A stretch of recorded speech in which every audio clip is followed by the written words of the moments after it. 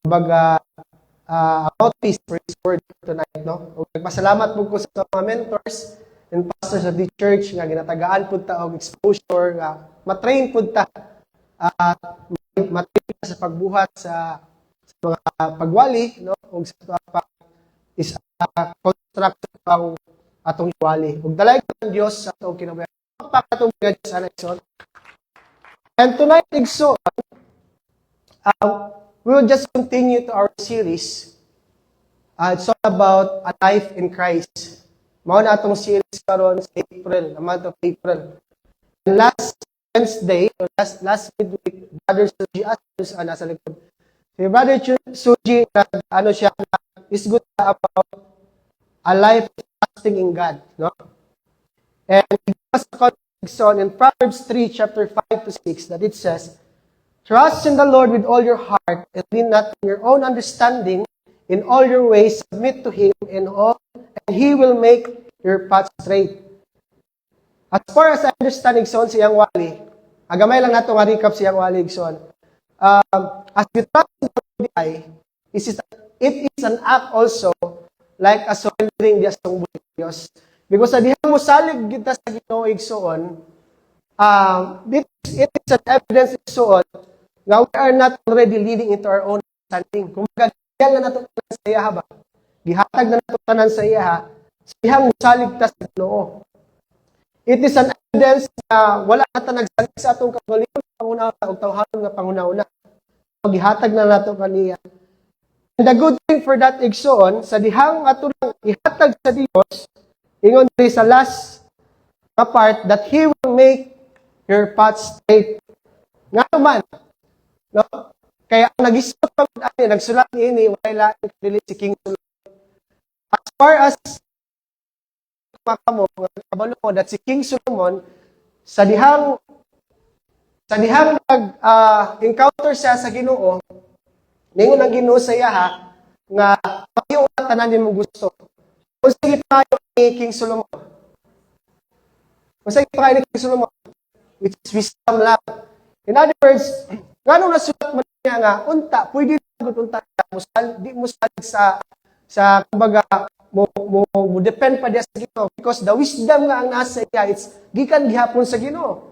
Ngano man it because nakita ni King Solomon nga kita gyud nga mga tao nagitay karakter nga kanang kumbaga magbutbuot sa tuwa ba. Butbuot kita desisyon. Nagoy times nga na. And I remember in the Bible says, I don't know kung sa ano ba siya, sa New Testament ba siya, nga siya, sa dihang kita magdesisyon manggod, lisod kayo because the Bible says, I don't remember kung unsa siya verse o asa siya napin nga chapter nga niingon, that our hearts deceitful. Mo lang niingon si King Solomon nga, trust in the Lord with all your heart. Kaysa dihang kita magsalig sa pagkasing we all know that we lead into destruction. Mo lang disod kayo nga saligan nato ato ang kaugalingon. And it says here as nakoy sulat ding the key thoughts nga gistorya ni gi-share ni Brother Suji. Faith is trust and action. In other words, dili lang ka pwede faith, it also have a trust. Dili po ka pwede trust, kinahanglan po kay action. And the same thing sa atong gibuhat karon, nga aduna tay pasalig, o ang action nga atong gibuhat mao ni ang pag-surrender diya sa Ginoo. Amen. Og dalaygon ang Dios sa atong kinabuhi niya igsoon. Og we thank God for that message ni share ni Brother Suji, no? And tonight we will tackle about a life of serving. Kung tagipon siya sa topic ni Brother Suji, kaya we cannot serve kung wala ta magsalig sa atong Ginoo. Tama ba? Lisod kayo mo serve sa usa ka tao, sa usa ka Ginoo kung wala ta magsalig kaniya. Kaya ang hitabo gid ana puro gid na disagreement or rebellious kung wala jud ka mo to sa iya. That's why our topic for today is about the life of serving. So when we talk about the life of serving and so on, a life of serving is not about position. Amen? but about attitude or character. True service is not what we do only when it convenient. In other words, dili nato siya ginabuhat ang tinuod nga pag-serve sa dihang komportable lang ta. But how we live every day as a followers of Christ. Amen? Let us read. Pwede, ikaw na lang diya, ma'am, kay kung sana ani, first time na, Kala, yun. Okay. So, as we read in the book of Philippians chapter 5, chapter 2, verse 5 to 7, basahon igsoon, doon ta. As we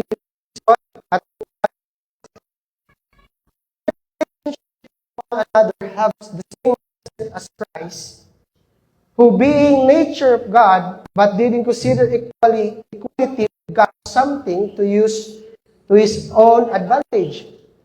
7, rather that he made himself nothing by taking the very nature of a servant, being made in a human likeness. Amen? So let us pray this on. Father in heaven, thank you, Lord God, for this wonderful night, Lord. Salamat kayo, Ginoo. Nga ani ka gabi na, Lord God, as we fellowship here in this place, Lord God, Lord, nga maghisgot mi si mo mga pulong, Lord God. And Lord, we invite your presence in this place. Even your Holy Spirit, Lord God, will come in this place, Lord God, to touch every heart of your people, Ginoo. Open our hearts, our mind, as we receive your word tonight, Ginoo. Amo kinabuhi, Lord God. And this one, I pray, as ang imong ubos nga alagad, Lord God, take over this altar, Lord. Lord, ikaw magpataas, ako magpaubos, Ginoo. Gamit akong kusog, akong una-una. Bisan pa man akong baba, Lord God, para sa mga pulong, Lord God. Lord, I rebuke every pride in the name of your Son, Jesus Christ. Walay buwat sa kaaway, maka-distract, maka-interrupt, Ginoo, sa mga paghisgot sa mga pulong, Lord God. And Lord, I cover the blood place, Lord God. Among balik niya kanimo, tugog himaya, Ginoo. Dalaygon ka, Ginoo, sa walay katapusan. In Jesus' name we pray. Amen and amen.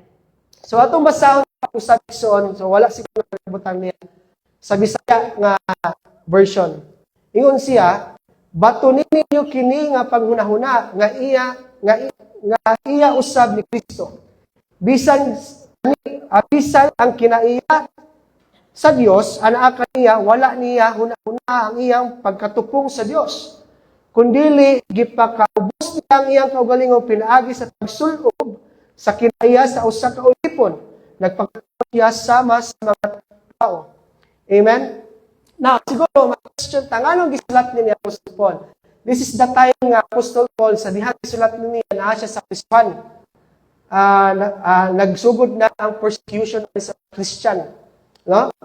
And then, anong gisulat ni Paul? So, para atong masabtan, Igsoon, let's just talk about a little background of this passage, Igsoon. So, siya diri, the book of Philippians was written by the Apostle Paul while he was in prison around age 60, 62, likely in Rome. It is a letter addressed to the church in Philippi, a Roman colony in Macedonia, in the first church was planted in Europe, as we read in the book of Acts chapter 16. In this context, is on Paul's teaching believers about humility and unity in the church. The Christian in the Philippi church were facing pressure from outside, persecution, and also internal struggle with pride and division. So, mao di nga nasulat ni niya Igsoon, kaya ang nahitabo di ay sa church of I don't say pag-pronounce na, basta sa church of Philippi, nga nagka-struggle dahil sila, o nagka-problema sila, not because about the false teaching, but it's all about the attitude sa matag-usa nga mga nagasimba diyan, mga membro sa church. Ingon diri, the division of the church in the Philippi from the epistle or the Philippines was mainly caused by the personal conflict and pride. So dili na siya about tawag sa doctrine or something ingana. Dili siya about sa false teaching. Because there are no members church, I don't know kung saan ni pag-pronounce siya, correct me if I'm wrong, yung ang pangalan sa duha is si Odeya and Sinat, Sintanshi o Sintanki has a disagreement, then affected others. And Paul, Apostle Paul, and also warning about selfishness, ambition, and lack humility, where we're leading to disunity, no? And it says here, the problem was not false teaching, but pride and unsolved conflict and lack of unity. In other words, ang nahitabo sa church, sa Philippians igsoon, it's about conflict with each other. And I believe igsoon, kung nagka-complex lang because wala yun nila masabtan what is the really a life of serving. Diba? Because as far as sa atong gibasa ganyan, a life of serving is not all about position. It's not all about recognition, but it's all about your attitude. Kung unsa yun ang imuhang tawhanon ng attitude nga pagpangalaga diya sa Ginoo. May tabuan sa awa, I believe nga nasa nila disagreement. All nila disagreement, nagawas nila mga garbo. Wala, gapili na sila. Let's for example, buto nato sa may kaning common nga mahitabo gakahitabo sa church. Pagdilibakay. Di ba? Buta nato dili siya mo agree kaning membro gwapa gyud. Di ba? Regalo ba sunay mga kana conflict with each other. So kanang gamay nga butang it causes pride. And the problem is it causes also division, nagkabulag-bulag sila. Tungod lang ana kagamay nga butang. It because wala nila nasabtan yun igsoon kung unsa gyud ang tinuod ng pagpangalagad o tinuod ng pagpaknabuhi sa pagpangalagad diya sa atong buhi sa Dios. Amen. Mao atong hisgutan karon igsoon nga usaw nato ni pag-apply sa atong kinabuhi. Usahay man gud kita we serve because we just want to serve. Tama? As for example, nakay talent, may kay gusto ka mag-praise worship. Kaya nakay talent, because gusto ka mukanta. But the problem is, nakasabot ba kang anong iserve ka? Di ba? Because if you don't really understand what is a life of serving, ang mahita mo, ana, garbo na nimo, atong tagaag senaryo igsoon, if ikaw, ay kay ka sa multimedia, buta to si Mamart nagini, lang. Pero, dili siya. Example lang. Si Mamart, punta natin, maikli siya sa multimedia and he desire nga magamit sa simbahan diya sa multimedia. Kaya karon pagsulod niya, gibutang siya sa pastor nga taghinlo lang ito sa sinar. What will happen? Ano siya ma-response niya? Di ba? Masuko gid siya. Mugawa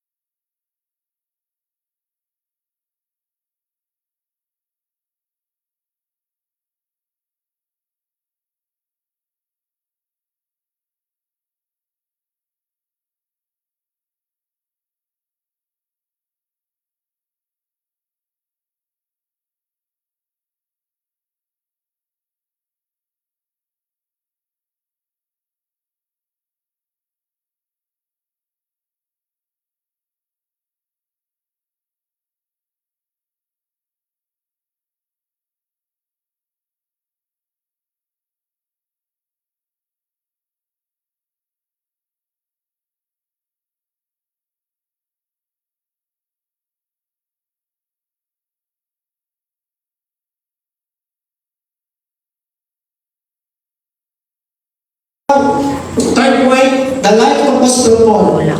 As we read in the book of 2 Corinthians, chapter 11, verse 23 to 8, medyo taas-taas kini. So, ang naitabuhan ni Igsoon, daghan kaayo, kumbaga, naginambog. Kumbaga, mga teachers of law, mga preachers, daghan kayo naghinambog.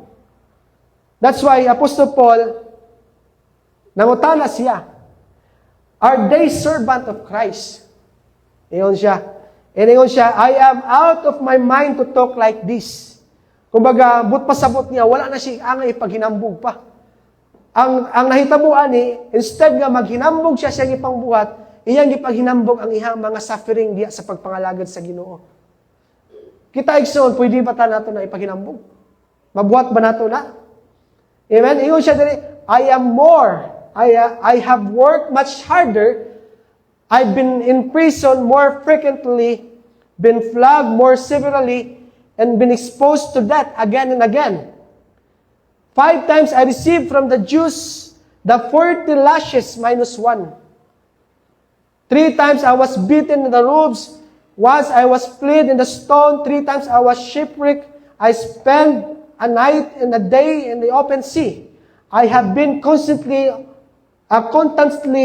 on the move. I have been danger from river, danger from bandits, danger from fellow Jews, and danger from Gentiles, and dangers in city, and dangers in country, and dangers in the sea, and dangers from the false believers.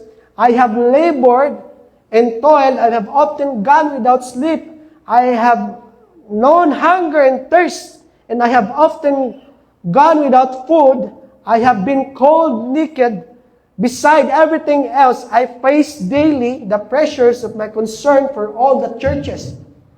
Sabi, no? Makita na to si Apostle Paul, daghan kayo siya giagian.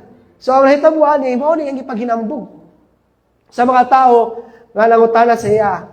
Paul lived a life fully devoted to a serving to God. Mao ni gingon diri.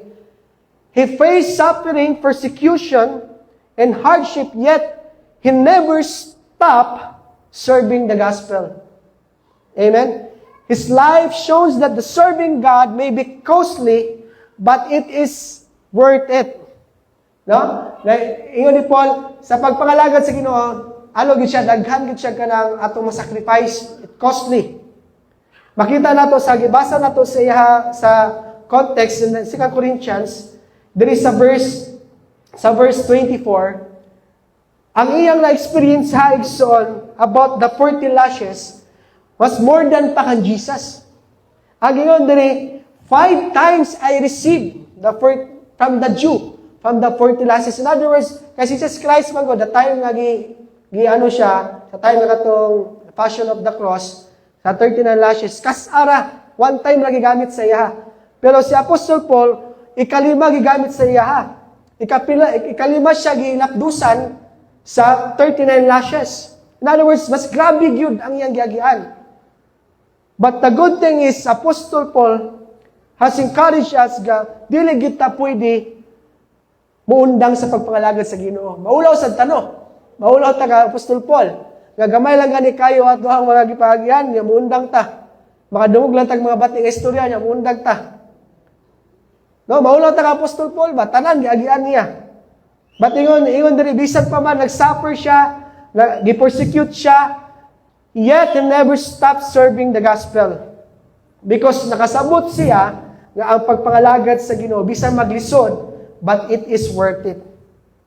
Ang pagpangalagad ni Paul sa Ginoo, makaingon kang na he deny himself.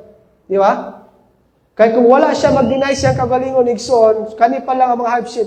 Kung kita mutalikod na ta ba? Di ba? Kung wala niya masabtan ang a life of serving igsoon, wala siya kasabot kung unsaon ang tinuod nga pagpangalagad sa Ginoo. Murag duda ko, si Apostol Paul, di ba? Lisod iyang yagian. Apostol Paul, he denied himself. Because Apostol Paul already known kung unsa gyud ang mahitabo, no, sa dihang nagdesisyon siya nga mangalagad siya kang Kristo. And this is what the book of Luke chapter 9 verse 23. Ingon si Jesus Christ, then He said to them all, whoever wants to be my disciple must deny himself and take up their cross daily and follow me. And this is what nahitabo kang Apostol Paul. Mao na nga si Apostol Paul nakasabot siya kung unsa gyud ang pagpangalagad diha sa Ginoo. The cross nga atong gi-mention sa book of Luke was representing the suffering, trial, and hardship and persecution. As we remember, sa katong time nga i-crucify si Jesus Christ, while He carried the cross igsoon, naadto tanan, na suffering, na gi-persecute siya, gibibiay siya, ginuwaan siya tanan. In other words, sa atuang pagpangalagad sa Ginoo, nasabtan ni Apostol Paul nga normal di ay na. Naagyo na siya. In other words, gidinay niya kaugalingon para lang sa gospel nga iyang gialagaran, para lang sa Ginoo nga iyang gialagaran. But the good thing ala igsoon, sa dihang gibuhat na ni Apostol Paul, makita nato siya nga he stand firm sa ihang pagtuo diha sa Ginoo.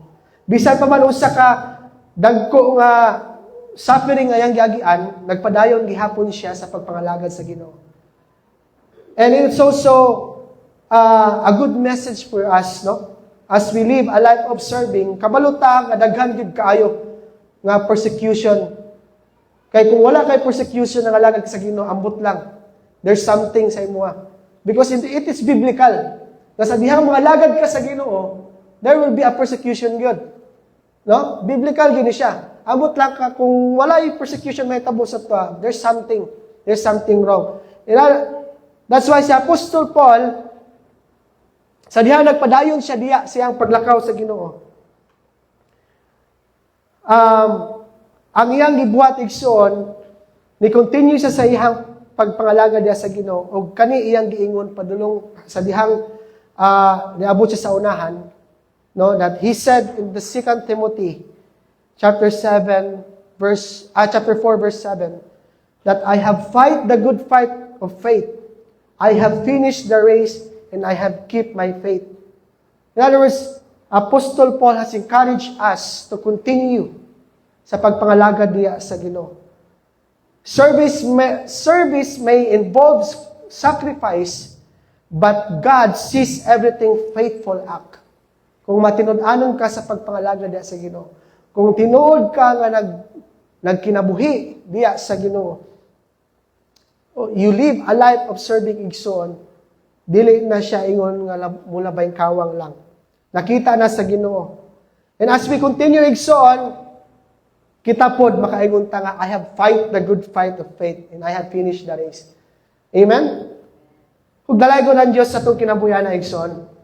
Lastly, igsoon, as I end, in our conclusion, igsoon, it says here, a life of serving is a life that looks like Jesus. When we serve with humility, compassion, and sacrifice, we reflect Christ to the world. Let us remember, we are not saved to sit. Wala taginwas para mulingkod. We are saved to serve. And when we serve others, we are serving Christ Himself. And it's also a life of serving. It's a life that reflects Christ. And it is not about recognition, but obedience. Like Jesus and Paul, we are called to serve even when it's hard. Amen? Dalay ko ng Diyos sa itong kinabuhi. Sa ato ang pagpangalaga igsoon, sometimes, ang tendency magod, we decide to follow Jesus. But pag muabot nga sa panahon nga adunay mga dagko nga giagian nato, usahay mo shaking taba. Because, or let's say for diri sa ato ang congregation, ako experience magod sa una. Dili na ko masabtan ba? Kaya bitaw giyon nato nga uban churches grabe gid siya ka kaning tawag ani stricto. Kay sa abuang old church sa una, kaning nag-desire ko nga mosunod ko sa praise and worship sa awang church. Wala akong gipakanta diretso. So, gihingnan ko sa among pastor dito sa una, before ka mo kanta diri sa pulpit, kinahanglan na kay mga tao nga mapadala simbahan. So mao na ang ilahang kumbaga ilahang standard. So karon nasabtan ako nganong gibuhaton nila it because maybe it is my desire only. Kumbaga para tan-awon ko nga maayo kong tingog, di ba? Para tan-awon ko nga maayo ko mo kanta, but wala ko kasabot kung unsa gid ang pag-serve sa Ginoo. As for example, kung ikanta ko diya, maingnan ko pangit ikag tingog, sa may tendency mahitabo, kaya tungod wala man ko nakasabot kung unsa gid ang pagpangalagad sa Ginoo. Syempre, di na ko musimba oy. Di ba? So, mao na nasabtan ako karon igsoon nganong gingadto to nila para ang ako ang moabot sa panahon nga dili ko makakos or makaput up og garbo sa kong kaugalingon. Para masabtan pud nako nga ang pagpangalagad day sa Ginoo dili para sa dili kanang puro ako para sa Ginoo. So, mao lang ang tendency igsoon nga karon nga makita nato kung unsa sila ka stricto and makita po nako tungod ni ana nga pagka stricto igsoon they are kumbaga grabe gid sila mo multiply because ang ilahang pag-serve man gyud sa Ginoo dili tungod sa tuwa ginatudloan gyud nila ang mga tao nga ang tinuod nga pagpangalagad sa Ginoo ang pag-concern nimo sa ubang tao. Amen. Og dalaygon ang Dios sa atong kinabuhi. Our blessed igsoon atong pulong igsoon. So, let's remind us that a life of serving, igsoon, it is all about God, dili na atoa. Dili sa atong kamaayo, dili sa atong skills, dili sa atong kagwapa, dili tanan atoa, tanan sa Ginoo na. Amen? Let's pray, igsoon. Pagampo ta. Shall we all stand? Let us pray. Hallelujah. Lord, Father, we thank you, Lord God, for this wonderful day. Lord, salamat